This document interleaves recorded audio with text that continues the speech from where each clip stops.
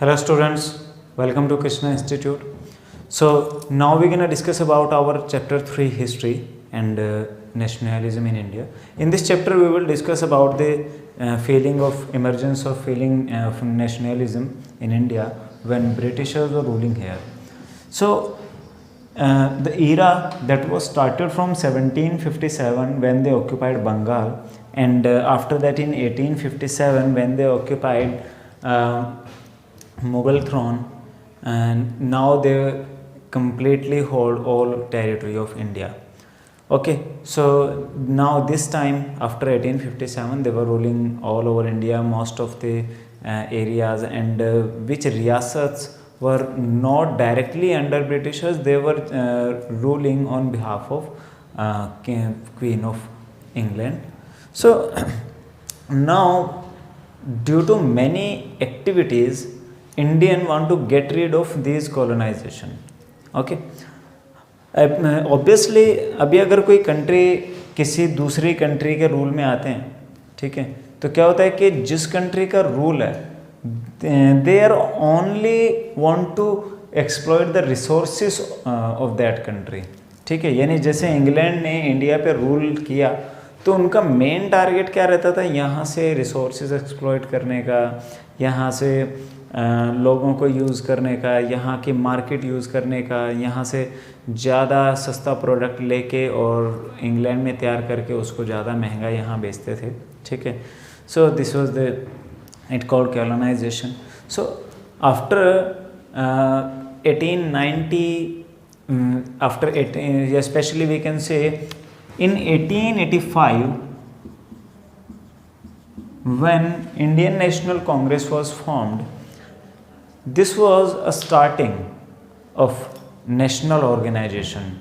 Okay, उस ऐसा नहीं है उससे पहले ऑर्गेनाइजेशन नहीं थी, उससे पहले भी थी. 1875 में ऑर्गेनाइजेशन बनी, 1880 में ऑर्गेनाइजेशन बनी. तो 1885 में क्या हुआ, कांग्रेस बनी, Indian national Congress. A.O. Hume ने उसको बनाया था. ठीक है, तो उसके बाद एक जो इंडियन लीडर्स थे वो एक प्लेटफॉर्म पे आना स्टार्ट हुए. ठीक है, सो आते आते जो कहानी आती है वो वर्ल्ड वॉर तक आती है. वर्ल्ड वॉर्स के बाद हम यहाँ पे बात करने वाले हैं the first world war and impact of first world war for India. Okay, so you here we will discuss about the impact of first world war.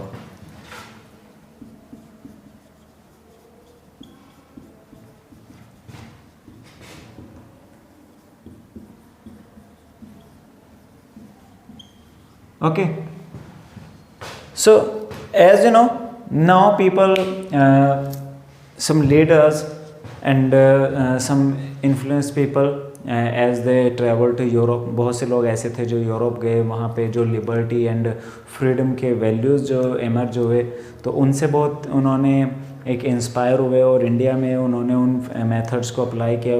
वो भी उसी तरह से लिबर्टी एंड फ्रीडम चाहते थे. ठीक है, तो क्या हुआ कि इंडिया में भी कुछ ऐसी एक्टिविटीज़ थी बट वो एक स्लो लेवल पे थी.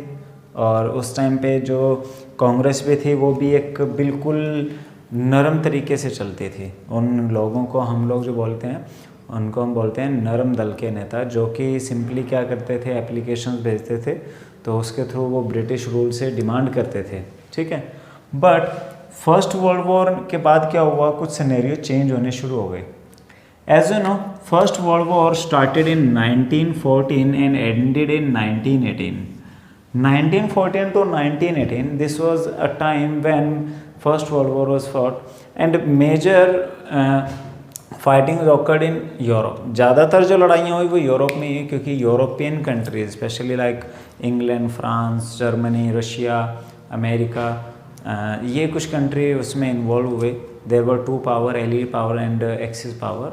तो मेनली लड़ाई ये भी यही थी, टेरिटोरियल एक्सपेंशन के लिए वो लड़ाई चली थी. तो शुरू में सबको लग रहा था कि लड़ाई जल्दी ख़त्म हो जाएगा और हमें अनदर कंट्रीज़ के रिसोर्सेज यूज़ करने को मिलेंगे, बट ऐसा हुआ नहीं. लड़ाई लंबी चल गई. इंग्लैंड भी इस लड़ाई में लड़ रहा था. ठीक है, वो एलिज पावर की तरफ से लड़ रहा था. तो जब लड़ाई शुरू हुई तो उस टाइम पे सिनेरियो अलग था, जब ख़त्म हुई तब तक सिनेरियो बदल चुका था, सिनेरियो चेंज हो गया. क्योंकि लड़ाई से पहले इंग्लैंड की अच्छी पकड़ थी इंडिया में, ठीक है। और लड़ाई के बाद पे कुछ प्रॉब्लम्स आ गए, जैसे कि पहला फैक्टर क्या आता है, like impact of first world war, prices increased. Okay, so due to war now production was disrupted, क्योंकि लड़ाई की वजह से क्या हुआ कि इंग्लैंड की जो मोस्ट ऑफ इंडस्ट्री थी उसने अभी प्रोडक्ट जो थे वो वॉर प्रोडक्ट बनाना शुरू कर दिया। उन्होंने आर्म्स की प्रोडक्शन शुरू कर दी, बिकॉज एट दैट टाइम उसी की डिमांड चल रही थी, ठीक है। तो वहाँ से प्रोडक्ट बनना शुरू हुआ। तो इसी वजह से कुछ वॉर के ड्यूरेशन में वैसे भी प्रोडक्शन डिसरप्ट रहता है, इस वजह से जो कीमतें थी वो बहुत ज़्यादा बढ़ गई। इवन 1914 में स्टार्ट होके और कुछ ही सालों में प्राइसिंग जो थी वो डबल तक चली गई। Okay, so that created an nuisance among Indians. उसने एक इंडियन लोगों में एक थोड़ा सा जिसको हम कहें कि एंगर पैदा कर दिया, ठीक है, जो कि आगे चल के एक लोगों को उन्होंने एक साथ होने में हेल्प किया। तो first price increased, second increasing taxes. So now as England suffered heavy losses in this war, लड़ाई में इंग्लैंड को बहुत नुकसान रहा, क्योंकि बहुत बड़े अमाउंट में उसको सोल्जर्स जगह जगह भेजने पड़े, उन पे आर्म्स पे, उनके हथियारों पे खर्चा आया, उनके रहने वगैरह पे खर्चा आया। So that's why now they want more money, they want to more funds to compensate that losses.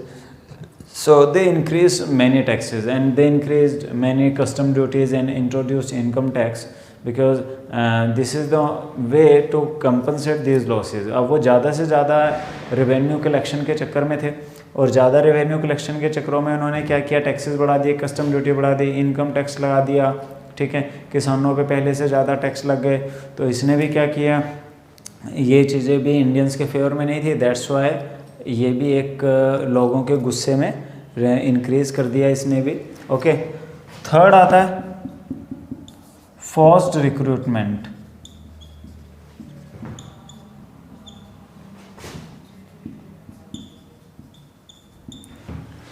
Forced recruitment क्या हुआ, as you know at the time of world war England want more soldiers, उनको ज़्यादा से ज़्यादा soldiers चाहिए थे।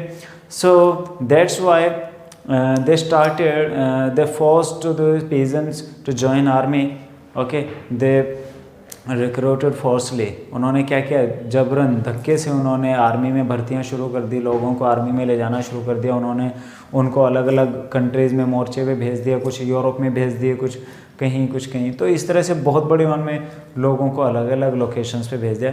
Even after the ending of war many people, क्योंकि जब लड़ाई ख़त्म हुई बहुत सारे लोग तो वापस आ ही नहीं पाए, ठीक है, वो लाए ही नहीं गए, वहीं पे ही छोड़ दिए गए या वहीं पे रह गए, बहुत सारे ऐसे। सो इसी वजह से इंडिया में इस चीज़ का एक बहुत अगेंस्ट एनवायरनमेंट तैयार हुआ, ठीक है।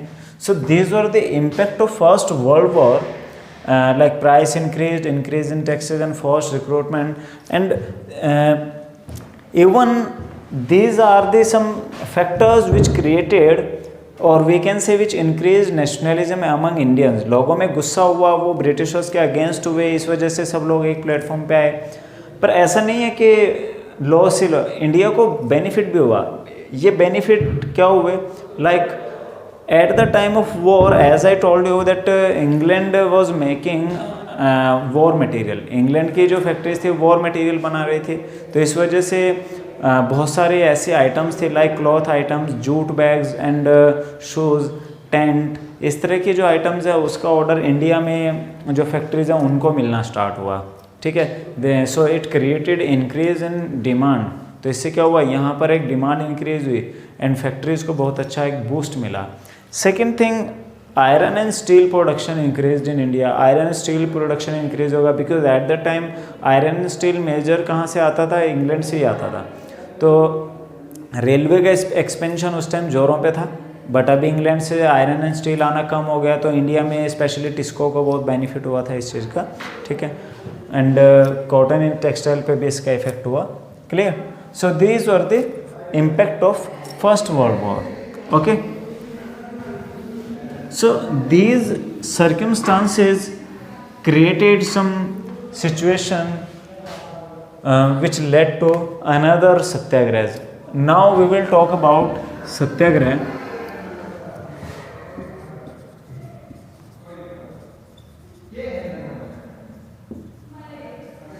Okay, so first of all, what is satyagraha? Who was responsible for these satyagrahas? As you know, we call Mahatma Gandhi as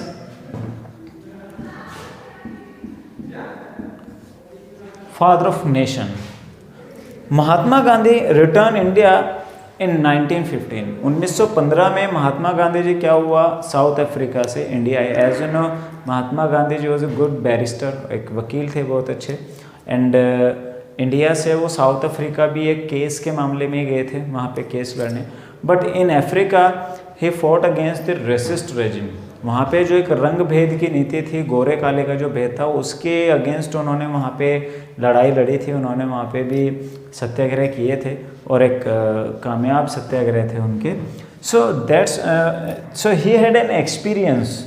उनके पास एक अच्छा खासा एक्सपीरियंस था. So satyagraha basically this is regime against the oppressor.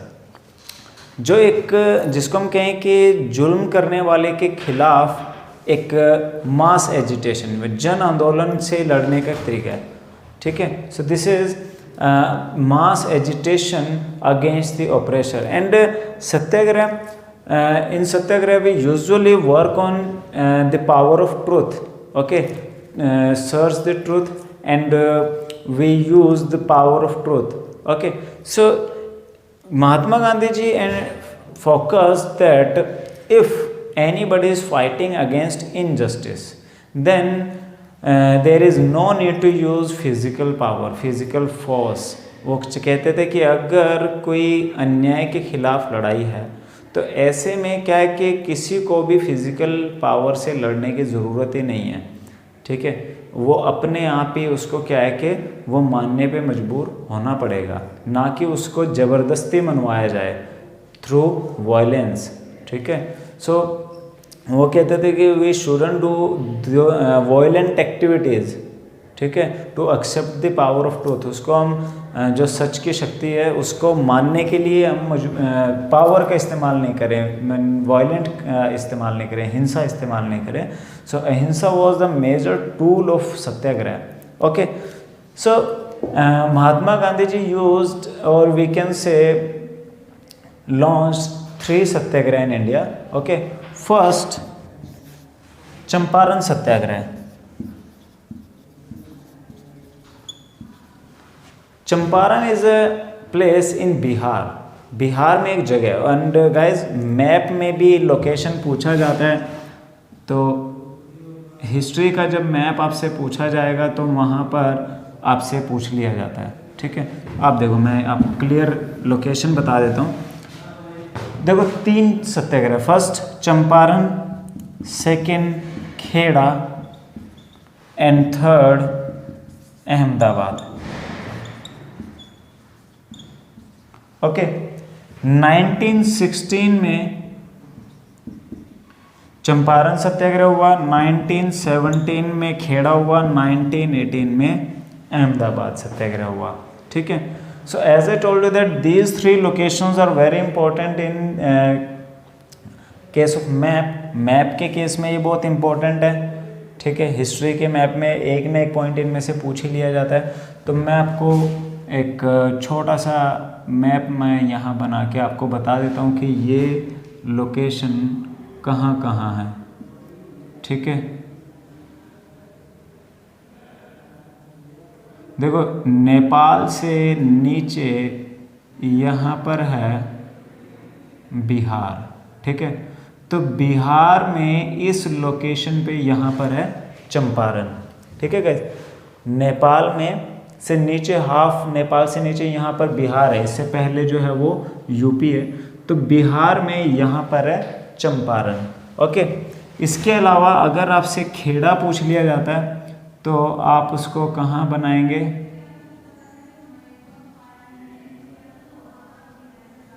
Gujarat में इस जगह पर आप खेड़ा ड्रॉ कर देंगे. ठीक है. ये क्या है?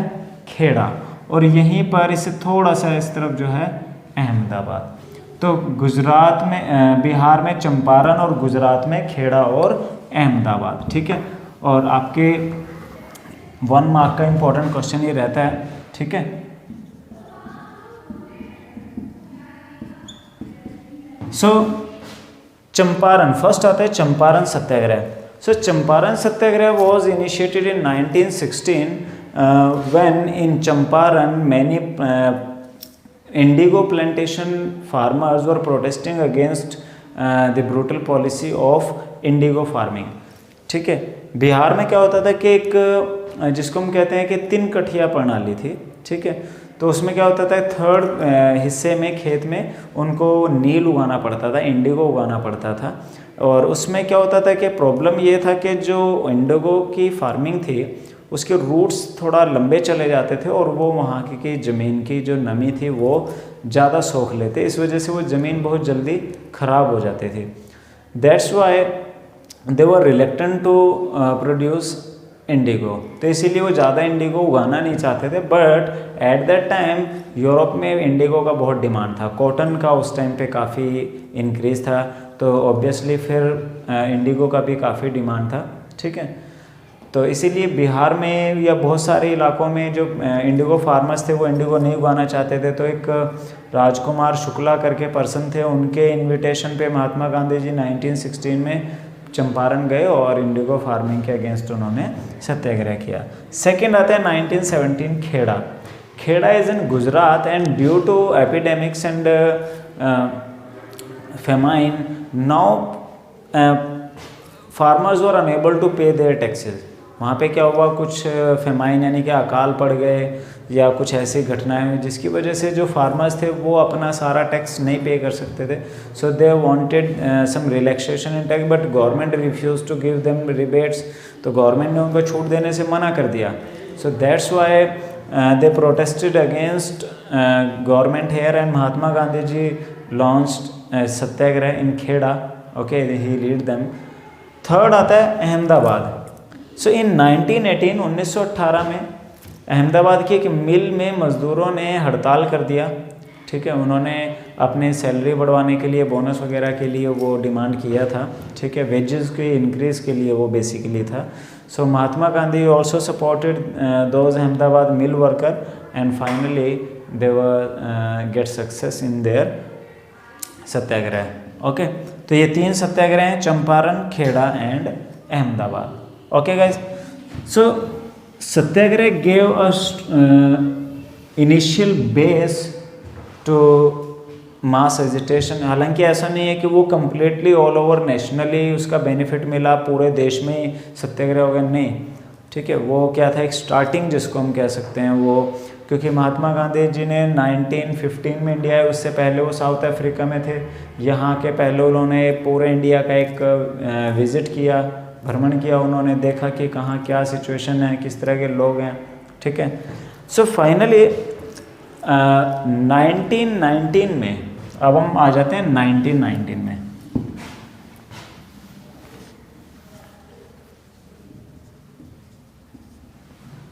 In 1919 there was some incident which created very harsh situation in India। Bharat में बड़ी विकट परिस्थितियां हो गई थी 1919 में। एक तो क्या हुआ, 1918 में वर्ल्ड वॉर ख़त्म हुआ। वर्ल्ड वॉर ख़त्म होने के बाद आपको मैंने अभी रीज़न बताया, एक तो बहुत सारे चीज़ों के क्या हो गए, दाम बढ़ गए, price increased, then taxes increased, okay. क्या हुआ, टैक्स बढ़ गए, देन एक था फोर्स्ड रिक्रूटमेंट। तो इन सब वजह से क्या हुआ था कि लोगों में कहीं ना कहीं एक गुस्सा पैदा हो गया था, ठीक है। तो एक तो क्या रीज़न था, वर्ल्ड वॉर ख़त्म हुआ, उसके इम्पेक्ट इंडियन सोशल सिस्टम पे थे, इंडियन इकोनॉमी पे थे, एंड उसी की वजह से लोगों में क्या हो रहा था कि गुस्सा बढ़ रहा था एंड डिससेटिस्फेक्शन इंक्रीज हो रहा था, असंतोष बढ़ रहा था। तो जगह जगह छोटी छोटी बात पे ही प्रोटेस्ट हो जाते थे, ठीक है। Now British government passed a law on the report of sedition committee that was headed by Sir Sidney Rowlatt, okay, so imperial council pass that law. तो लॉ कौन सा था? Rowlatt Act. Okay, Rowlatt Act. Rowlatt Act, as I told you that British government established a committee, sedition committee, and head of that committee was Sir Sidney Rowlatt.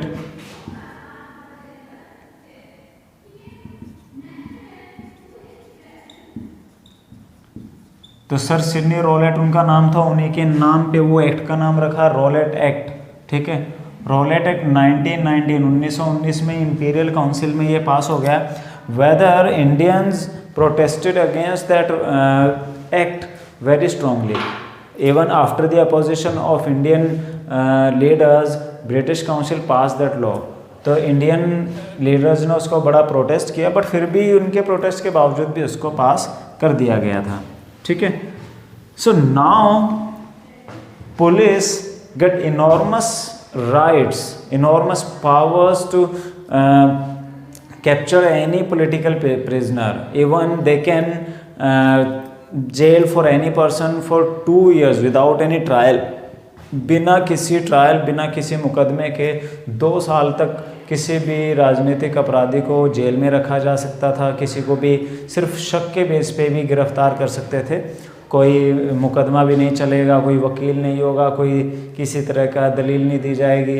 एक बार जिसको उठा लिया 2 साल तक उसके खिलाफ किसी भी तरह से उसको जेल में रख सकते हैं। That's why we call them black act. इसीलिए हम उसने उसको क्या बोला? ब्लैक एक्ट, काला कानून, कि ये तो काला कानून है, क्योंकि इसमें किसी तरह के ह्यूमन राइट्स को भी कंसिडर नहीं किया गया था। ठीक है, तो हर तरह के चाहे ह्यूमन राइट्स हैं, सबको ब्रिटिशर्स ने ताक पे रख दिया था। Okay, so Mahatma Gandhi called a nation wide हड़ताल ऑन 6 अप्रैल। 6 अप्रैल को क्या हुआ? सॉरी, उससे पहले जलियांवाला बाग की हम डिटेल लेते हैं। तो हुआ क्या था कि जलियांवाला बाग मैसेकर जो हुआ वो 13 अप्रैल को हुआ। ठीक है, अब उसके इंसिडेंट जो आते हैं, उसका मेन इंसिडेंट तो है रॉलेट एक्ट। अब जैसे आपको मैंने बताया रॉलेट एक्ट की क्या क्या खास बातें थी कि इसका पास होना इंपीरियल काउंसिल से, वेदर इंडियंस ने उसको बहुत अपोज किया, पुलिस को बहुत बड़ी अमाउंट में क्या मिल गई? पावर मिल गई, वो किसी भी पर्सन को जेल में रख सकते थे 2 साल के लिए। ठीक है, उसके खिलाफ कहीं मुकदमा नहीं चल सकता था। ठीक है, उसके बाद अब देखो जलियांवाला बाग मैसेकर।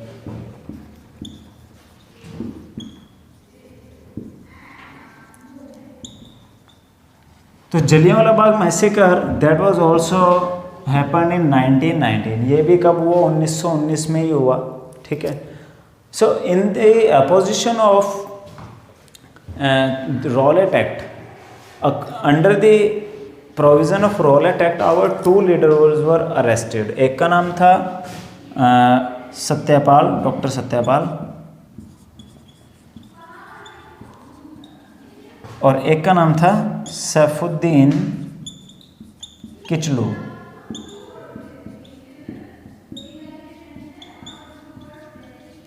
ठीक है, एक का नाम था डॉक्टर सत्यपाल और एक थे सैफुद्दीन किचलू।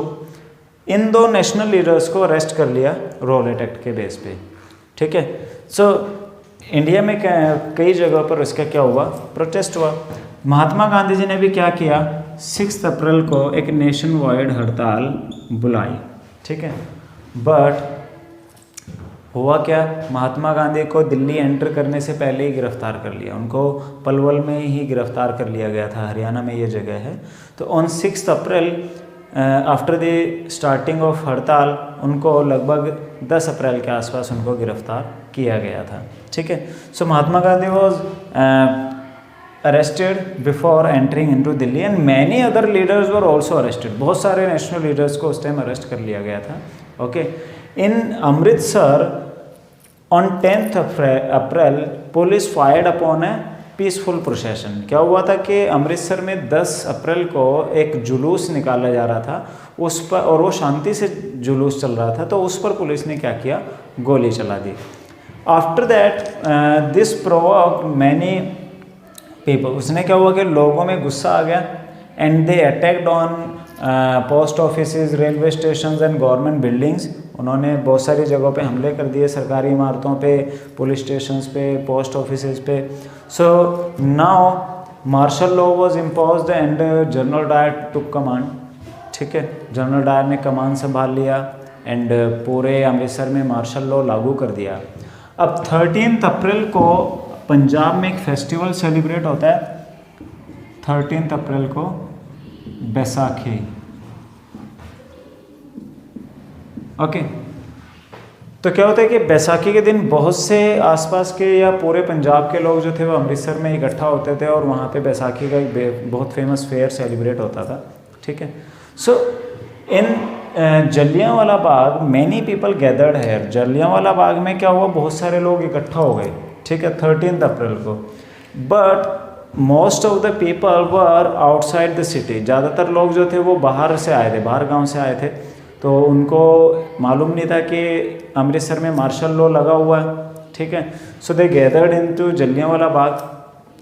तो then General Dyer came here, General Dyer वहाँ आया एंड उन्होंने पूरे इलाके की घेराबंदी कर ली and he block the exit. उसने जो बाहर निकलने का रास्ता था वो ब्लॉक कर दिया and he open the fire on public. उसने क्या किया, लोगों पे गोलियां चलाने का ऑर्डर इशू कर दिया।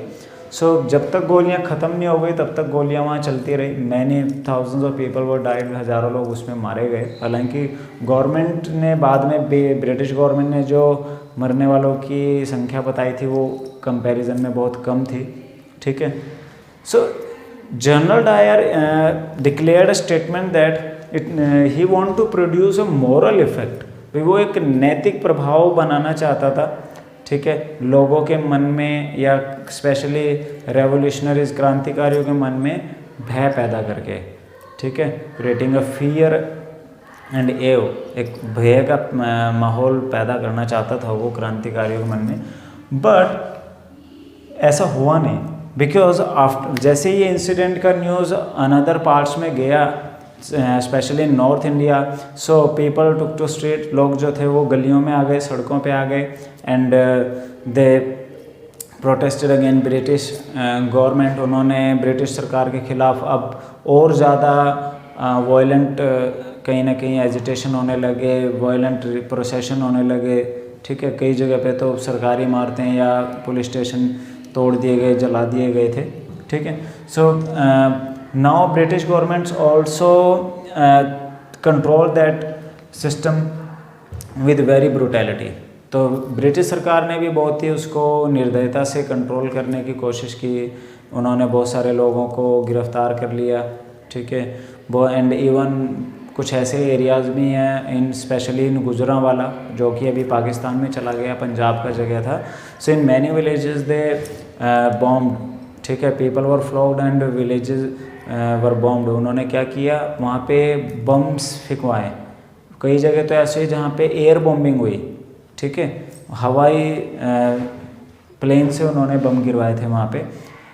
सो now they want to break the confidence of revolutionaries. उनको मेन टारगेट था कि जो क्रांतिकारी हैं इनका क्या करने के कॉन्फिडेंस को तोड़ना है। ठीक है, उनके मन में एक डर पैदा करना है। So that's why General Dyer force them to rub their noses on ground. उन्होंने क्या किया कि लोगों को मजबूर किया वो नाक रगड़ें ज़मीन पे एंड डू सलाम टू ऑल साहिब। पे लोग जितने भी साहिब हैं यानी कि जो ब्रिटिश ऑफिशियल्स हैं उनको सलाम करें। ठीक है, सल्यूट करें उनको। So this kind of and people were flogged. उन लोगों को कोड़े मारे गए, सड़कों पे रेंगने पे मजबूर किया गया था। सो this kind of incidents happened at the time of Jallianwala Bagh massacre. तो ये था जलियांवाला बाग मैसेकर इवेंट।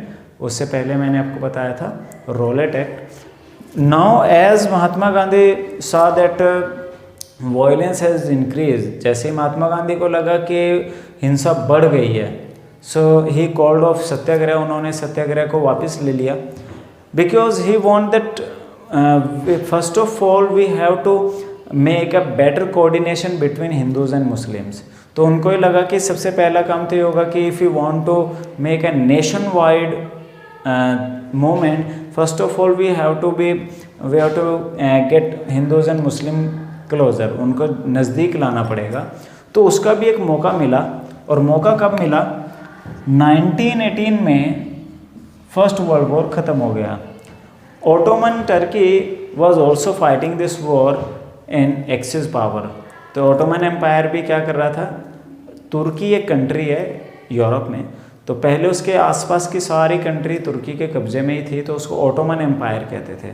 ठीक है, ओटोमन एम्पायर का जो हेड था उसको पूरे इस्लामिक वर्ल्ड का हेड मानते थे, उसको खलीफा कहा जाता था।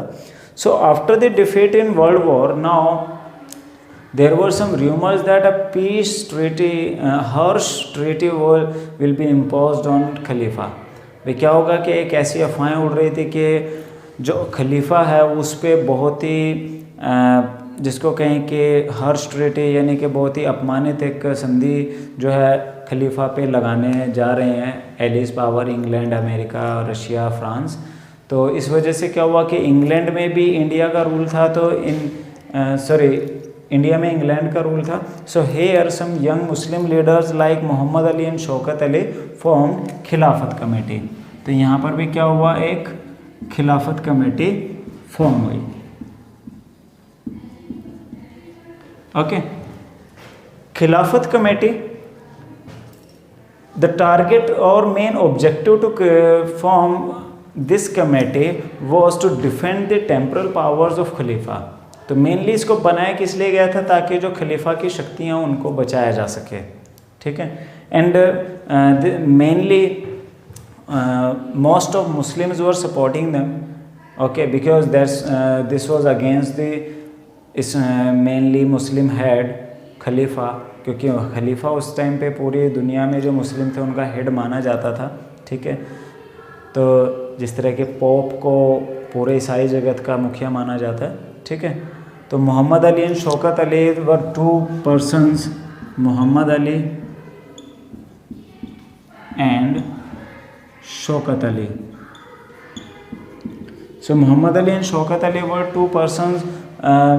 They formed this committee and promoted their ideas among all Muslims. उन्होंने लोगों में इसके बारे में बताया और ज़्यादा से ज़्यादा प्रोटेस्ट करने के लिए उन्होंने लोगों से सपोर्ट जुटाया।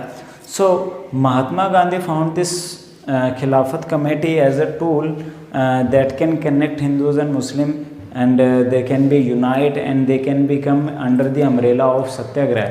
तो उनको लगा भाई ये मौका है कि इससे हिंदू और मुस्लिम क्लोज आ सकते हैं, क्योंकि टारगेट सेम है। खिलाफत कमेटी का भी मेन टारगेट क्या था? इंग्लैंड को प्रोटेस्ट करना। इंडिया में रूल चल ही रहा था, उससे पहले भी हिंदू मुस्लिम अपने अपने लेवल पे प्रोटेस्ट कर रहे थे ब्रिटिशर्स के against, but now Mahatma Gandhi को क्या मिल गया? एक बेस मिल गया। तो उन्होंने क्या किया? खिलाफत कमेटी को सपोर्ट किया एंड ही ट्राई टू, उन्होंने क्या किया? उनको अपने लेवल पे या एक नया मूवमेंट बनाने की बात शुरू हो गई वहाँ से, जिसमें कि क्या होगा, एक सभी उसमें चाहे हिंदू हो मुस्लिम हो वो सभी क्या करेंगे? इंग्लैंड के रूल के अगेंस्ट जो है वो प्रोटेस्ट किया जाएगा। ठीक है, तो वहाँ से एक नया मूवमेंट स्टार्ट हुआ, that was non cooperation movement. So in September 1920 the main proposal was given. उसका प्रपोजल जो था वो कांग्रेस में आ गया, उस पर बात हुई, तो वो rule non cooperation movement start हुआ।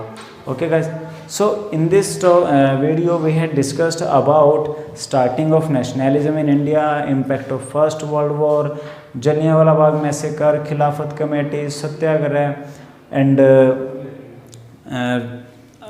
mainly the circumstances which were happened around 1914 to 1919. Okay guys, so in next part we will discuss about non-cooperation movement. Okay guys, so if you have any doubt you can comment us, you can tell us. Okay, thank you guys.